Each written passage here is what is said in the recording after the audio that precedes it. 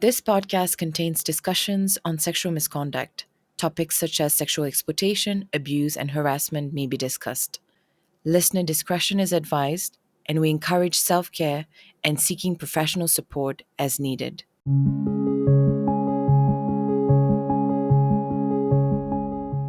And when the aid workers and the peacekeepers left, there were so many people involved in those economies, taxi drivers, the restaurant owners, people who recruited women to work in those brothels, as well as sex traffickers. There were so many people with economic interests in continuing these economies of exploitation. In this episode, I speak to Dr. Jasmine Westendorf, Associate Professor at Trobe University. Some of her research focuses on sexual exploitation and abuse in peace operations. She shares with us some of her findings. Some people are to say that because women are seeking out some of those opportunities for transactional sex, that their consent means it's not exploitation. And what I want to emphasize is that it absolutely is exploitation. She exposes the false sense of consent exploited by perpetrators and emphasizes the need to research why some individuals persist in sexual misconduct in the aid sector. I think there's research that's needed around perpetration and why it is that certain people continue to perpetrate sexual exploitation and abuse despite knowing that it's prohibited.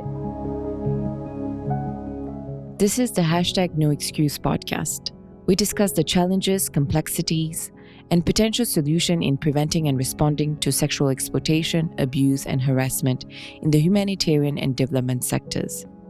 You'll hear interviews with victims and survivors, experts, aid workers, artists, and leaders. The podcast is produced by the World Health Organization's Department for the Prevention and Response to Sexual Misconduct. I am Guni Dias, your host and Global PRS Network Coordinator for the department.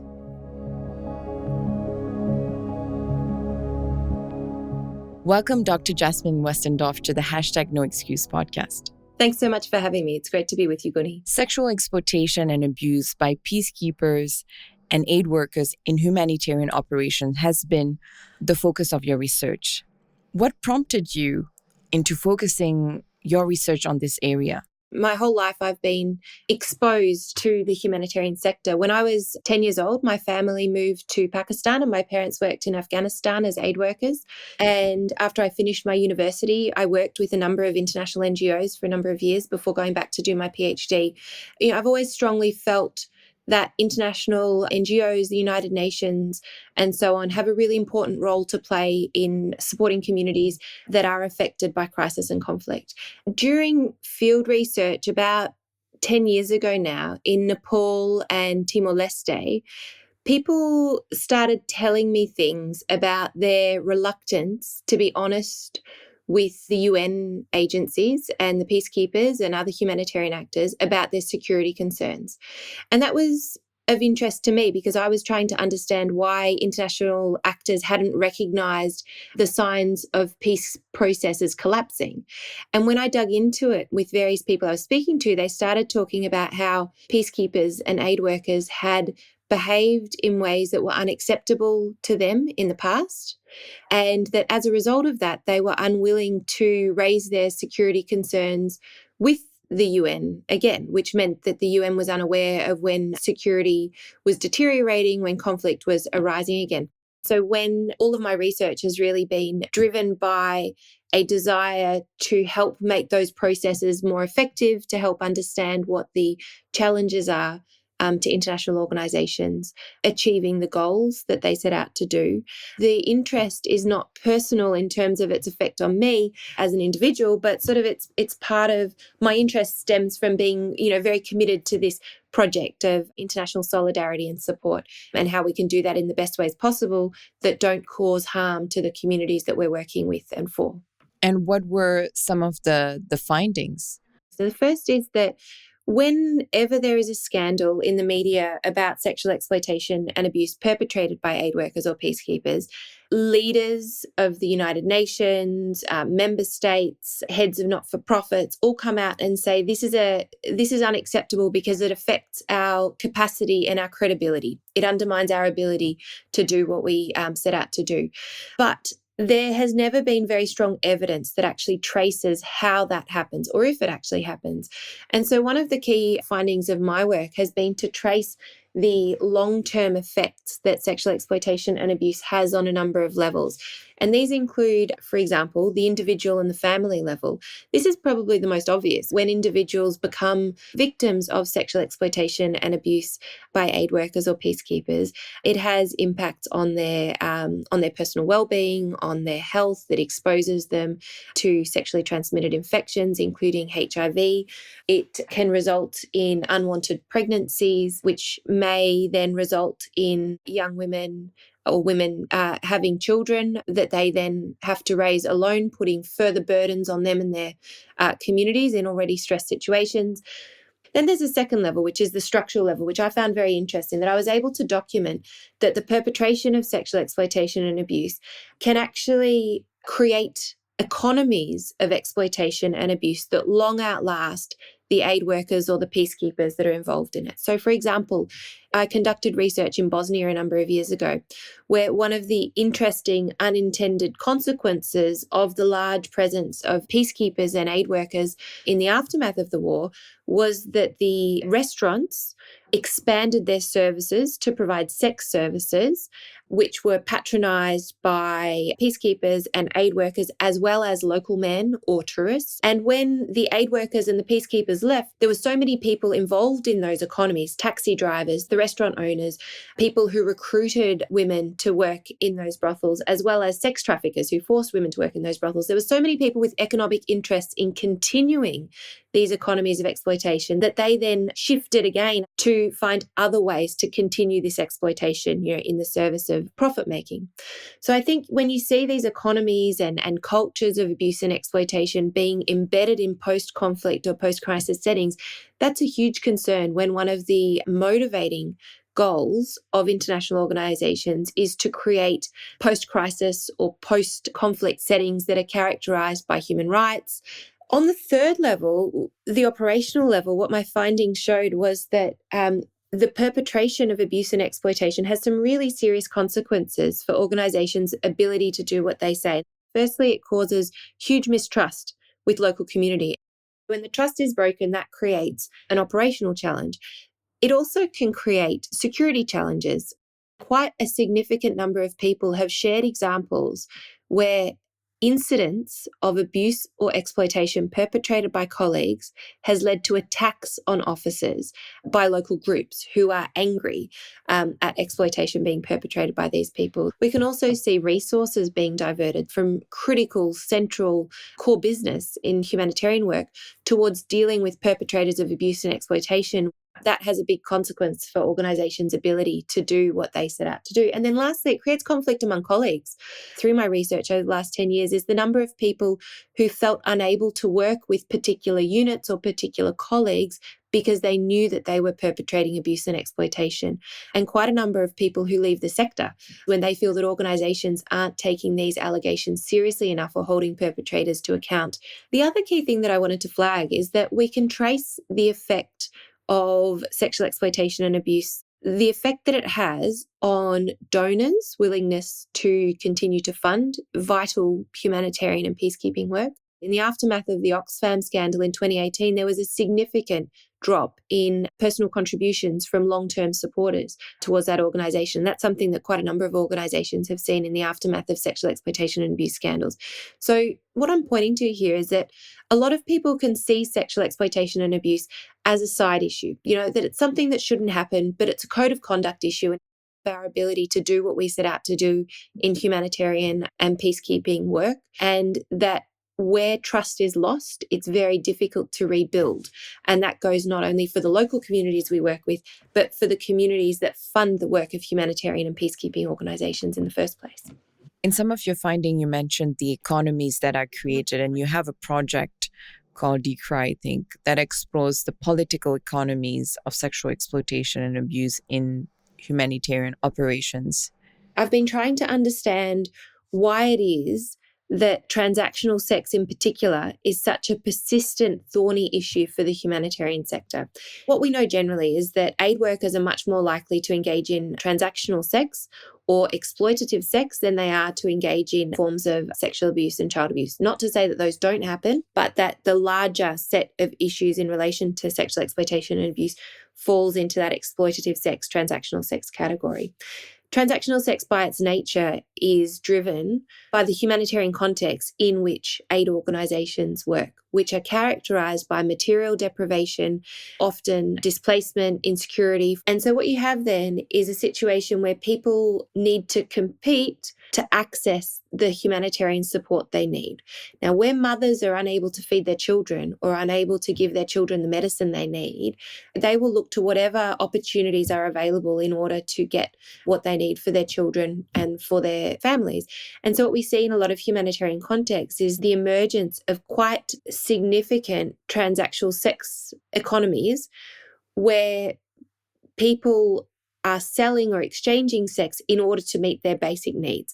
So when you've then got a large population of people employed by international organisations to provide humanitarian response, whether they are local or nationally hired or international expatriate staff, you have an immediate imbalance of power where some people have power and privilege as a result of their wages and other people need to try to access the basics for survival. And so you have a ready-made economy there for exploitation and abuse to happen. And then you have people who may be seeking out exploitation in order to meet their basic needs. I've been quite surprised at how willing some people are to say that because women are seeking out some of those opportunities for transactional sex, that their consent means it's not exploitation. And what I want to emphasize is that it absolutely is exploitation.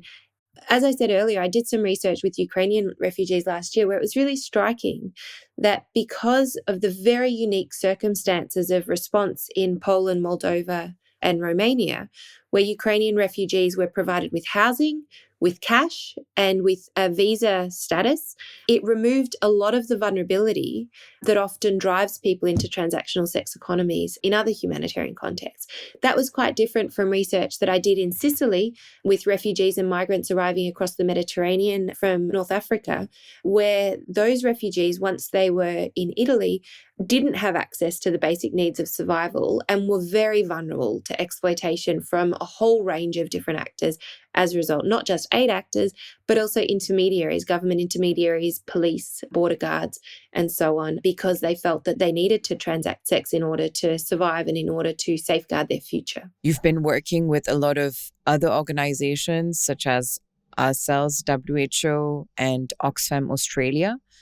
What are some of the insights you got that feeds into your understanding of the risks of sexual misconduct in the aid sector that goes beyond your research and what you shared with us? I guess one of my biggest insights into some of the challenges facing organisational response is this area of work remains deeply underfunded.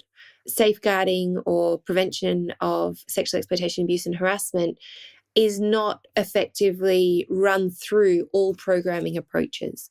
But I think there's a huge opportunity in terms of really centering these efforts because the primary prevention of sexual exploitation and abuse has great parallels with work being done in and intersections with work being done by colleagues working on gender protection, anti-trafficking, cash programming, sexual and reproductive health rights, and so on. But at the moment, because of how organisations work, often the safeguarding or the PSEA people sit to the side. So I think there's something in here for the sector around working out how to really embed PSEA in programming from the outset. And you also mentioned quite a bit the involvement of communities and understanding the communities.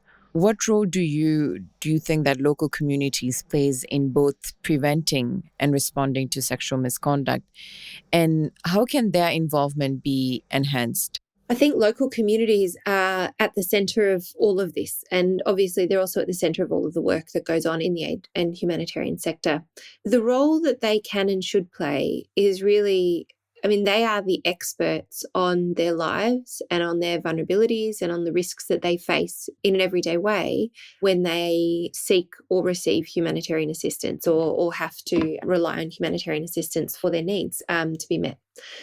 So I think that we need to be very open to allowing our work to be guided by the insights from those organisations. I think the Empowered Aid Project is a great example that really lays out how we can work in participatory ways to do risk assessments with community members, with those most affected and most vulnerable, on the issues that are of greatest importance to them. What I'm saying is that the people who best know how to mitigate the risks that they're facing are people who are experiencing those risks themselves. And so the role of local communities really has to be as partners in identifying and understanding the risks and the experiences and ensuring that we centre their views and their expertise about how best to address that and not to impose mechanisms that may not be the most effective in certain contexts. I think the other part that I wanted to mention there is that we need to be very aware of the differences in how different communities relate to questions of sex in particular and relationships.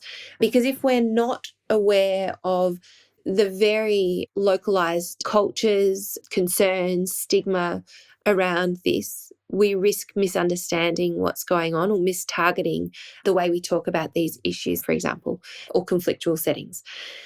And when I speak to women in those settings, often they'll talk about other things as being much worse than transactional sex that they may have engaged in with aid workers or peacekeepers. They'll point, for instance, to sexual violence that they experienced at the hands of soldiers or militias, or during the course of travelling across borders to seek refuge somewhere else. They'll speak of the violence or the deprivation that their children suffer, or that they're, in some cases, the violence, including sexual violence, that partners, husbands, and so on have experienced. And so when faced with that, if you insist to those women that sexual exploitation abuse is the worst possible thing that can happen to them, or is worse than those other experiences, you're already establishing a barrier in terms of how they're going to engage with those issues, because they may well see transactional sex as the best option available to them in a series of terrible circumstances. Now, again, I'm not suggesting that we accept that exploitation of those women is acceptable or par for the course. By no means. What I'm saying is that we have to understand their lived experiences in order to make sure that our response mechanisms are appropriate and are sensitive and are responsive to the dynamics that have resulted in both the many harms that people may have suffered and the factors that are pushing people towards transactional sex economies in the first place. So in this particular example, how would you approach these communities to raise awareness on the subject? I think the best way to approach those discussions is to make sure that you're not treating SEA as a silo or as a separate issue, and that we're integrating our discussions and awareness raising with broader discussions and awareness raising around gender-based violence, conflict-related sexual violence, and other forms of exploitation, so that people can trust that we're not seeing one form or one experience of victimization as more important than the other experiences that they and their family members or community members have experienced. So maybe I can give a more grounded example here. During a focus group discussion that I held last year with Ukrainian women, people shared stories of the sexual violence that they experienced while leaving Ukraine at the hands of both Russian and Ukrainian soldiers, and the challenges that they felt in trying to talk about that or seek appropriate care after that for fear of being seen as a traitor because they were raising misconduct by Ukrainian forces who they supported in the war against Russia.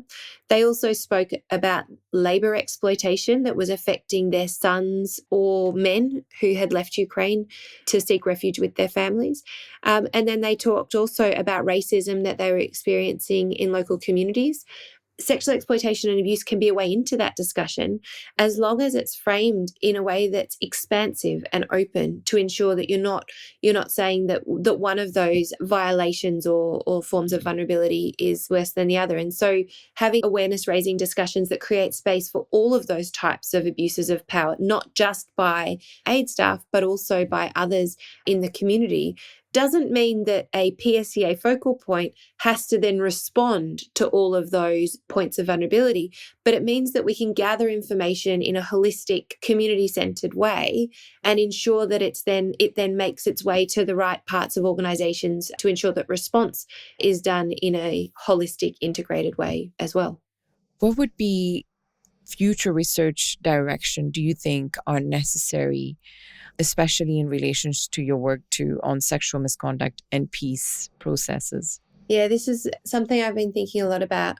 There's a huge need for more research to understand which programmatic responses and which PSEAH mechanisms have the most impact and can be best incorporated into programming design from the very outset, and also how to mobilize organizational leadership around this issue so that they advocate to donors, but also internally to ensure that people recognize the critical importance of this area of work, not as a side issue, not as a compliance exercise, but as something that goes to the heart of how organizations relate to the communities. I think that there's a real need for research on prevention. I think there's research that's needed around perpetration and why it is that certain people continue to perpetrate sexual exploitation and abuse despite knowing that it's prohibited and despite the intensified efforts to establish accountability mechanisms in recent years. I think my research has been trying to pick up on some of these issues recently, but I think there's a lot more to be done to try to understand the mindsets and also the cultures of impunity that persist so that people don't report when they have suspicions or even when they experience harassment, abuse, or exploitation themselves. And I think there's research to be done around the particular challenges or the particular vulnerabilities faced by different population groups. We know very little about patterns of abuse and exploitation against men and boys. There's almost no data available on abuses against men. And certainly women and girls are the largest number of victims by a significant majority, I'd say. There's gaps in our understanding of perpetration against disabled people, elderly, or other marginalised groups, including especially LGBTQI plus communities. So basically what I'm saying is that there's a lot of research. There's quite a lot of research that could and should be done on these issues. I think that when that research is done, it's critically important that it is grounded in participatory methods that really centre the experiences of those most affected and ensure that they contribute to that research as partners so that we're not imposing our own, research methodologies or expectations on them, but really engaging to centre their experiences and their expertise about their experiences and vulnerabilities. Thank you. Definitely a lot to explore. And to finish on a personal note, this area of work, you might not experience it directly, and we've spoken about this vicarious trauma with another guest. How do you deal with that? What is one thing you do in terms of self-care to be able to, move forward without carrying this? Guni, that's a terrible question to ask me. And I should listen to what your other guest has asked because, I don't have an answer to that. I think this is work, anyone who works in this area, as well as anyone who works in any area related to gender-based violence in particular, it is distressing to think or to see and to hear on a daily basis how cruel and violent and exploitative people can be to others and how huge the impacts of those experiences are for women and children, especially when in these cases, especially when I hear things about women and children who then don't seek out the support that they need for fear of abuse and exploitation. What I try to do is to focus on where I can have the most impact. And I think that's something that, generally in this area is quite valuable. The depths of horror in any crisis and conflict, they're so far beyond comprehension. But if we're ensuring that our work is trying to affect positive change for the people most affected and to centre those people in the work that we're doing, I think that can at least give a little bit of an emotional buffer to the misery that you otherwise sit in when you work on issues of sexual exploitation, abuse, and sexual harassment. The other thing that I always find really powerful, I spend a lot of time with local organisations, community organisations, local activists, women's movements, and so on as well. And I think they are actually at the front line of this work. They carry an enormous burden in terms of looking after the most vulnerable people and advocating for the most vulnerable people in their communities. And we have a lot to learn from where they find their sources of power and strength. And I remember one group of women in particular who, after quite a harrowing set of discussions that we had about sexual exploitation and abuse, insisted that, we go out, share a meal and spend some time together, not just talking about the horrors of our work, but also connecting as women who were working on this issue, who also have, families and children and lives that go beyond this. Thank you, Jasmine, for sharing with us your research, your findings. Thank you so much for taking the time. Thank you so much for having me on. It's been great to have this discussion with you, Guni.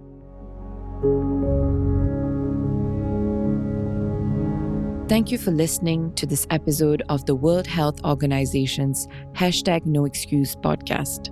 We hope we've given you another perspective on preventing and responding to sexual misconduct in the humanitarian and development sectors. We release new episodes every 2 weeks. But if you have any feedback, questions, or suggestions in the meantime, feel free to reach out at prseah@who.int. Until the next time, goodbye.